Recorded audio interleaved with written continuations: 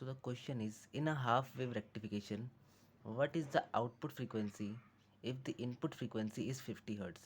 मतलब हमसे पूछा गया है कि हम अगर हाफ वेव रेक्टिफिकेशन करेंगे किसी वेव का, जिसकी आउटपुट फ्रीक्वेंसी क्या होगी अगर हम जो इनपुट फ्रीक्वेंसी है वो अगर हम 50 हर्ट्ज़ की दें। और फर्दर हमसे पूछा गया है कि what is the output frequency of a full wave rectifier for the same input frequency. हमारी आउटपुट फ्रीक्वेंसी क्या होगी अगर हम फुल वेव रेक्टिफायर को यूज़ करें इंस्टेड ऑफ हाफ वेव, जब हम अगर हमारी फ्रीक्वेंसी का वही रहे इनपुट की, मतलब 50 हर्ट्ज़ रहे।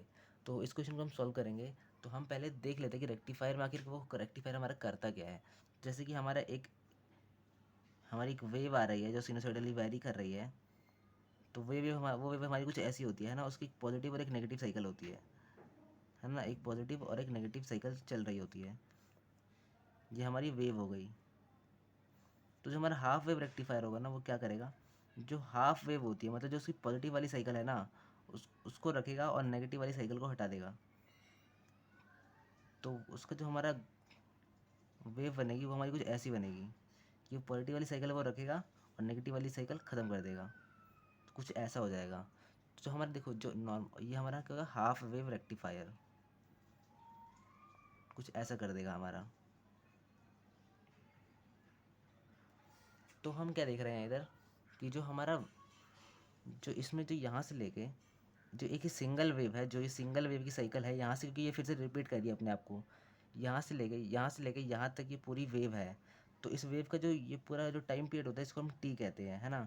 और जो हमारी फ्रीक्वेंसी होती है वो हमारी 1 अपॉन टाइम पीरियड के बराबर होती है। तो इस केस में इसका टाइम पीरियड अगर हम टी मान लेते हैं, है ना, कोई भी एक रैंडम टी हमने चूज़ कर लिया है, तो हमारी फ्रीक्वेंसी हमारी वैसे क्या बता रखी है कि 50 हर्ट्ज़ है। तो मतलब हमारी 1 अपॉन टी की वैल्यू यहाँ पे 50 हर्ट्ज़ है। और हम इस हाफ वेव रेक्टिफायर में देखेंगे आखिर होता क्या है। तो हाफ वेव रेक्टिफायर में जो ये पूरी वेव है, ये लेके हम इसे यहाँ से लेके यहाँ तक नहीं बोलेंगे कि यहाँ से लेके यहाँ पे वेव खत्म नहीं हो रही, ये भी इसी का पार्ट है। ये अगर हम देखेंगे यहाँ से लेके यहाँ तक ये पूरी वेव है, इसके बाद ये खुद को फिर से रिपीट कर रही है ना। पहले देखिए पॉजिटिव साइकिल आई, फिर यहाँ पे ज़ीरो रहा और फिर पॉजिटिव साइकिल फिर ज़ीरो। तो मतलब ये पूरा मिला के हमारी एक वेव बनेगी। तो हमारा इसका भी टाइम पीरियड जो हमारा सेम आ रहा है, तो ये भी हमारा कितना हो जाएगा, इसकी फ्रीक्वेंसी हमारी 1 अपॉन टाइम पीरियड ही आ जाएगी। तो इस हिसाब से हमारी हाफ वेव रेक्टिफायर की जो फ्रीक्वेंसी है वो 50 हर्ट्ज़ ही बनेगी। बट अगर हम फुल वेव रेक्टिफायर के केस में देखेंगे, तो हमारा फुल वेव रेक्टिफायर हमें क्या करके देगा, वो हमारी पॉजिटिव साइकिल और नेगेटिव साइकिल दोनों ही जोड़ देगा, दोनों को पॉजिटिव बना देगा। तो उसका हम ग्राफ बना लेते हैं।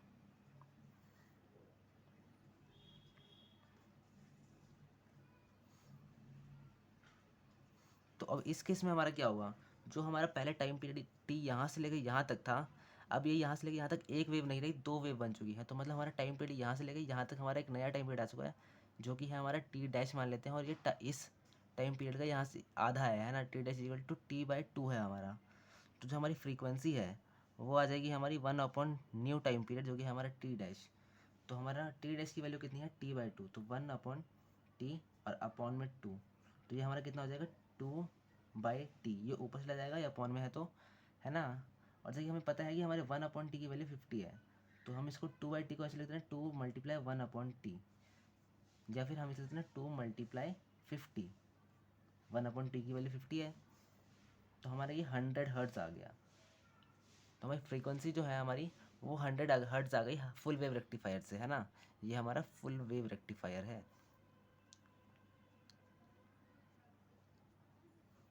तो इसके साथ हमने एक क्वेश्चन सॉल्व कर लिया है कि जो हमें पूछा गया था कि इसकी हाफ वेव रेक्टिफिकेशन का आउटपुट फ्रीक्वेंसी होगी वो क्या होगी। हाफ वेव रेक्टिफिकेशन बाद इसकी आउटपुट फ्रीक्वेंसी 50 हर्ट्ज़ होगी।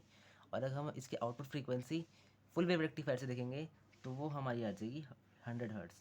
तो अगर एक्सप्लेनेशन अच्छी लगी हो तो वीडियो को लाइक शेयर सब्सक्राइब।